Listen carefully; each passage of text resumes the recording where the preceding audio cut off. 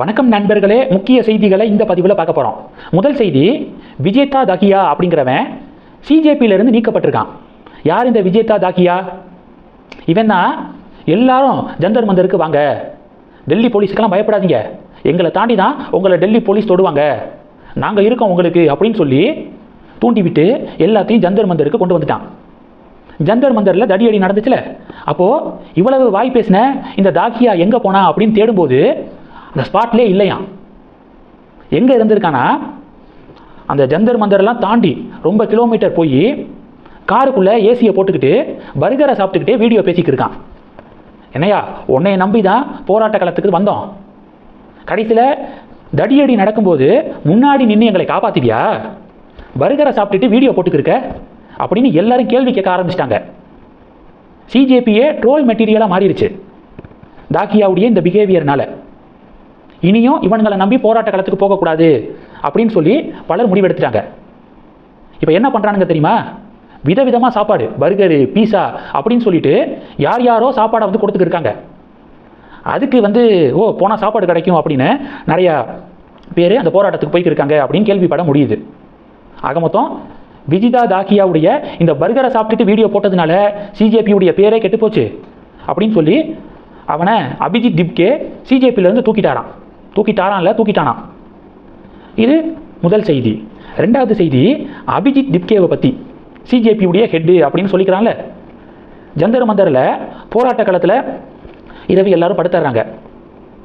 இந்த அபிஜித் திப்கே மட்டும் ஒவ்வொரு நாளும் தினசாக ஏதாவது காரணத்தை சொல்லிட்டு 1 மணி 2 மணி நள்ளிரவு சொல்கிறேன் அந்த போராட்ட களத்திலிருந்து வெளியே போயிடறானா.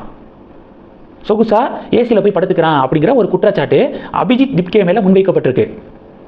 இப்போ ரீசெண்டாக பார்த்தீங்கன்னா வாந்தி வருது அப்படின்னு சொல்லிட்டு நள்ளிரவு 2 மணிக்கு வாந்தி எடுக்கிற மாதிரி ஒரு சீன் காட்டி வாந்தியும் வரலை, டக்குன்னு போராட்ட களத்திலிருந்து வெளியில் போய் சொகுசா ஏசி ரூமில் போய் படுத்து தூங்கிடுறாரு.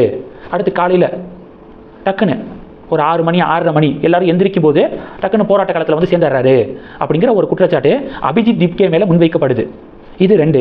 மூணாவது என்ன பார்க்க போகிறோம்? மூணாவது, நயினார் நாகேந்திரன் இருக்கார்ல, அவருக்கு கோபம் வந்துருச்சு போல.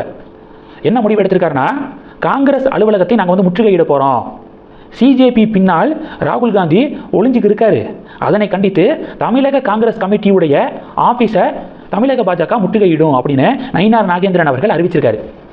இதற்கு அண்ணாமலையுடைய வி த லீடர்ஸ் இயக்கத்துடைய வாலண்டியர்ஸ் என்ன தெரியுமா சொல்கிறாங்க? காங்கிரஸுடைய அலுவலகத்தை முற்றுகையிடுறதெல்லாம் இப்போ எதுக்கு? சிஜேபி போராட்டத்தின் பின்னணியில் என்னென்ன சதிகள் நடக்குது அப்படிங்கிறத முதல்ல நாட்டு மக்களுக்கு எக்ஸ்போஸ் பண்ணுங்க மாநில தலைவர் அப்படிங்கிற முறையில். அண்ணாமலை பாஜக மாநில தலைவராக இருந்திருந்தா இந்நேரம் குறைஞ்சது ஒரு 4 தடவை 5 தடவை செய்தியாளர்களை சந்தித்து ஒன்னொன்னையும் எக்ஸ்போஸ் பண்ணியிருப்பார், சதிகள் எல்லாத்தையும் மக்கள்கிட்ட அம்பலப்படுத்தியிருப்பார். ஆனால் நயினார் நாகேந்திரன் சிஜேபி போராட்டம் சம்பந்தமாக ஒரு செய்தியாளர் சந்திப்பை கூட இப்போ வரைக்கும் கொடுக்கல. தமிழக பாஜக ஒரு சிங்கிள் ப்ரெஸ் மீட் கூட கொடுக்கல. அதுக்கு இம்பார்ட்டன்ஸ் கொடுங்க. இன்ஸ்டாகிராமுக்குள்ளே போனாலே இல்லை மீடியாவை திறந்தாலே டெல்லியில் போராடுறவங்கலாம் அப்பாவிகள் மாதிரியும், டெல்லி போலீஸ் தான் அவங்கள அடக்குறாங்க ஒடுக்குறாங்க அப்படிங்கிற மாதிரியும் ஒரு ஃபேக்கான ஒரு கேம்பெயின் நடந்துக்கு இருக்கு. அதை முறியடிக்க பாருங்க. மத்திய அமைச்சர் எல் முருகன் என்ன பண்ணுறாரு? பொய் செய்திகளை பரப்பக்கூடிய மீடியாக்களை பேன் பண்ண சொல்லுங்க. எதுவுமே பண்ணாமல் சம்மந்தமே இல்லாமல் காங்கிரஸ் கமிட்டியுடைய ஆஃபீஸ்லேயே மொத்தமே ஒரு 5 பேர் 6 பேர் தான் இருப்பாங்க. அதை போய் முடக்கி என்ன ஆக போகுது, முற்றுகையிட்டு என்ன ஆக போகுது அப்படின்னு வி த லீடர்ஸ் இயக்கத்துடைய வாலண்டியர்ஸ் அட்வைஸ் பண்ணுறாங்க. இதெல்லாம் பேசுபொருளாக மாறி இருக்கு. இந்த செய்திகளை பற்றி உங்களுடைய பார்வைகளை மறக்காமல் கமெண்ட் பண்ணுங்க. தொடர்ந்து கணக்கில் இருங்க. அடுத்தடுத்து நிறையா பதிவுகளை பார்க்க போகிறோம். நன்றி. ஜெய் ஹிந்த்.